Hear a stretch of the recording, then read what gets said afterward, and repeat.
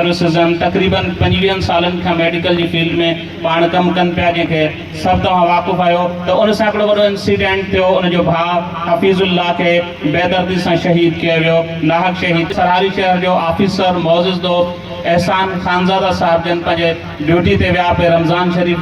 I would like to invite our first speaker. He is an intelligent and confident student belonging to Al-Falah School, Sarhari. Please welcome Mr. Asadullah Khazkeli, who will come on the stage to deliver his speech on a very modern and a highly important topic, artificial intelligence. सुठी तैयारियों करायूं ॿारनि जूं ऐं ईअं ई असां ॿारनि खे वक्तन फ़वक्तन अहिड़े प्रोग्राम्स अरेंज करे हुननि जी पर्सनैलिटी, हुननि जी कॉन्फिडेंस बिल्डिंग में, हुननि जी पर्सनैलिटी में निखार अचे। छो त सिर्फ़ु तालीम किताब पढ़ण जो नालो न आहे।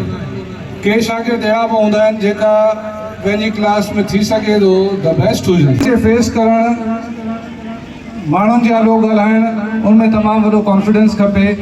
शागिर्दनि जिन्हनि बि परफॉर्म कयो, वॉलंटियरली कयो या ठहिया, उन्हनि सभिनी खे ऐं सलाम पेश करियां थो जो हुननि अची हिते हेॾी ऑडियंस के फेस कयो, हेॾे बोल्ड तरीक़े सां डिलीवर कयो पंहिंजी स्पीचिस जी। ऐं अनएक्सपेक्टेड हो मुंहिंजे लाइ त सराड़ी जा स्टूडेंट्स एतिरो सुठो परफॉर्म कंदा। It was really unexpected for me. ऐं हाणे मुंहिंजी कोशिशि हूंदी, छो त असां ख़ुसूसन हमीद साहब के, अब्दुल हमीद ज़रदारी साहब के, इकबाल साहब के तकलीफ़ ॾिनी इन जे करे, छो त ॿिया त दोस्त हिते तक़रीबन मौजूदु हूंदा आहिनि। इकबाल साहब ऐं हमीद साहब हिते जी हुननि सां ॻाल्हि थी आहे, हुननि जी महिरबानी जो हुननि टाइम कढी शॉर्ट नोटिस ते पहुता। पर आउं इन्हनि दोस्तनि जो शुक्रगुज़ार आहियां, छो असां चाहियूं त अहिड़ा दोस्त शिरकत कनि इन्हनि प्रोग्राम्स में। अलॻि अलॻि हंधनि ते हुननि पंहिंजी पोस्टिंग्स वरितियूं आहिनि, जॉब कई आहे, पंहिंजो करियर ॾिनो आहे। हाणे हू रिटायरमेंट खां पोइ असीं चवंदा त असां सां शरीक थियनि, असांजी बि हिमत अफ़ज़ाई कनि, असां सां कॉन्ट्रीब्यूट कनि अहिड़े प्रोग्राम्स अरेंज करण में। छो त ही उहे मुख़लिस माण्हू आहिनि असांजे सराड़ी जा जेका जिथे बि रहिया, पर सराड़ी जे माण्हुनि खे हुननि हमेशह उन्हनि सां ताउन रखियो। त इकबाल साहब जी, हमीद साहब जी ख़ुसूसन महिरबानी। असांजा जज साहब जरार मेमन, उहे बि हैदराबाद खां आया, हुननि जी बि तमामु महिरबानी, हुननि खे जज कयोसीं। ऐं हाणे अगर पोजीशन के हिसाब से कंहिंजो भी को गिलो शिकवा है तो वो जज साहब वेठो आहे, तव्हां बाद में मिली सघो था। छो त हुननि जा कई आउं सम्झां थो शागिर्द हाणे उस्ताद भी हूंदा। त हाणे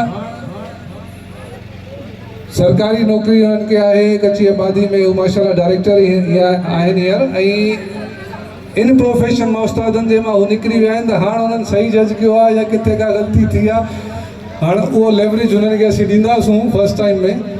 त हुननि जी भी महिरबानी, हू आया असांजे लाइ टाइम कढियऊं। ऐं जिन्हनि दोस्तनि खे असीं स्टेज ते न घुराए सघिया आहियूं, असांजे लाइ सभु मोज़िज़ आहिनि, मोतबर आहिनि। जिन्हनि खे असीं न घुराए सघियासीं उहे भी दिलि में न कनि, छो त इवेंट अहिड़ो हूंदो आहे जंहिंमें असां सभिनी खे स्टेज ते न बि सॾे सघंदा आहियूं।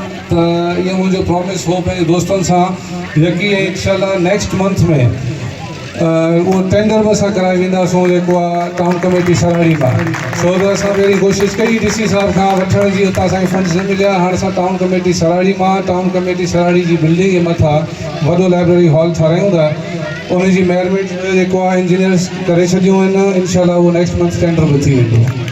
त वरी अलाह कंदो जॾहिं के इवेंट में मिलंदासूं त उहा इंशाल्लाह लाइब्रेरी ठहंदी हूंदी। तव्हांखे इकबाल साहब या ॿियनि दोस्तनि खे वरी इहा शइ चवण जी ज़रूरत पेश इंशाल्लाह न ईंदी। ॿियो ऐं दोस्तनि खे इहो आख़िर में अर्ज़ु कंदुसि त जेका बि पोजीशन होल्डर्स आहिनि या न आहिनि, उन्हनि सभिनी खे इनकरेज कनि ॿारनि खे जिन्हनि पार्टिसिपेट कयो। जो पार्टिसिपेट करण जी अहिड़ी एक्टिविटी में तमामु इवेंट अहिड़ो मिलियो त हिन खां को सुठो इवेंट आउं न पियो सम्झां त ॿियो हूंदो जेको असीं को प्रोग्राम उन्हनि सां मंसूब कयूं। छो त हू बि हींअर मां सम्झां थो हुननि खे बि नौकिरी मिली चुकी हुई, हू बि तव्हां मां हींअर तव्हां सां गॾु ई वेठा हुजनि हा, पर हुननि जी हयाती एतिरी अलाह जी तरफ़ां अलाह पाक हुननि जी मग़फ़िरत फरमाए। असां सां ताउन में रहंदा आहिनि सुठी एक्टिविटीज़ ऐं पॉज़िटिव कमनि जे लाइ, उन्हनि जी महिरबानी। तव्हांजो टाइम थोरो ॿियो वठंदुसि।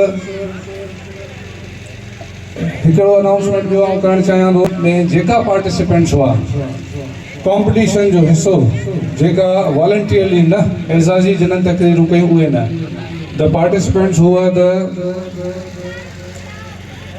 part of this competition, I announce a study tour for them. मां उन्हनि जे लाइ स्टडी टूर जेको आहे उहो अनाउंस कयां थो उन्हनि सभिनी पार्टिसिपेंट्स खे इनशाला कराची जेको आहे वठी वेंदुसि स्टडी टूर जे लाइ त हुननि जी हिमत अफ़ज़ाई थिए ऐं ॿियनि स्टूडेंट्स खे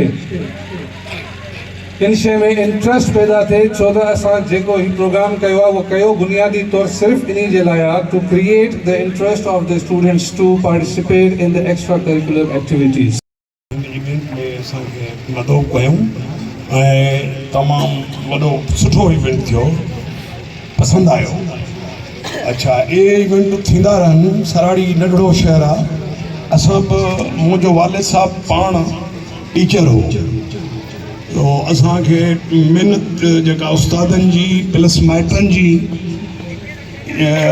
खां सवाइ नथो थी सघे एॾो वॾो इवेंट्स ऐं छोकिरनि खे हिमत अफ़ज़ाई जी उस्तादनि ऐं माइटनि ॿिन्ही गॾिजी कोशिशि कई नंढड़े शहर में तालीमी इवेंट्स थियणु सुठी ॻाल्हि आहे ऐं अल्लाह तौफ़ीक़ ॾिए साईं जन खे मक्सी साहब खे त जेको लाइब्रेरी वारी पेस्ट आहे उन खे मां ताईं थो कयां उहा थियणु खपे किताबनि खां सवाइ कुझु न आहे पर अॼुकल्ह त डिजिटल निज़ाम अची वियो आहे डिजिटल लाइब्रेरी बि थी सघे थी सो इहे ॾाढो ठीकु थियो मज़ो आयो थैंक यू।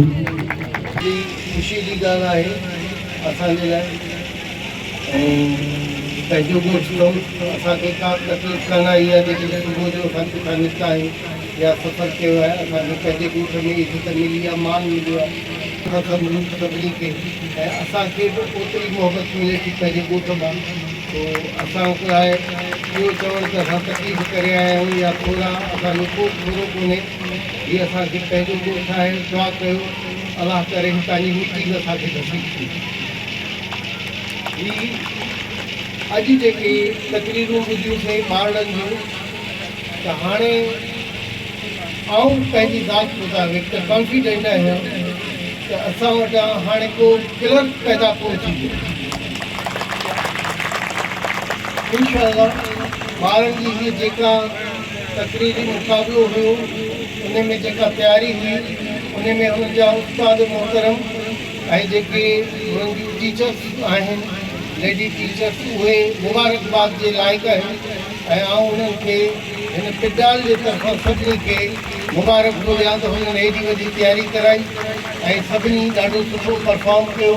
हिते ॾाढी तकलीफ़ हूंदी हुई जॾहिं असां पढ़ंदा हुआसीं असां वटि उस्ताद ॾाढा ॿाहिरि चाहींदा हुआ पोइ उन्हनि जे रहाइश जी हिकिड़ो नंढो शहर हो पोइ क़ाबिल उस्ताद जेके हूंदा हुआ उन्हनि जो वॾो मान हूंदो हुओ जी तमामु पुराणी ज़माने तव्हांजो हक़ कमु करे थो सरकार ताईं तव्हांजो हक़ चङो करे थो इन में असांजी महिरबानी कयो त जेकॾहिं हिकिड़ी लाइब्रेरी थी वञे पोइ असां किताब पाण डोनेट कंदासीं कुझु हितां जा उस्ताद कंदासीं कुझु दोस्तनि खे चवंदासीं किताब मिलणु मसइलो कोन्हे आऊं पंहिंजे तरफ़ां मुंहिंजे नंढड़े तव्हांजी महिरबानी नंढड़े जे नाले सां डेडिकेट कयो थो हिन जा ॿ कंप्यूटर आहिनि हिन जी हिकिड़ी फोटी स्टेट मशीन आहे स्कैनर अथसि इहे बि असां हुनखे डोनेट करण लाइ तयारु आहियूं।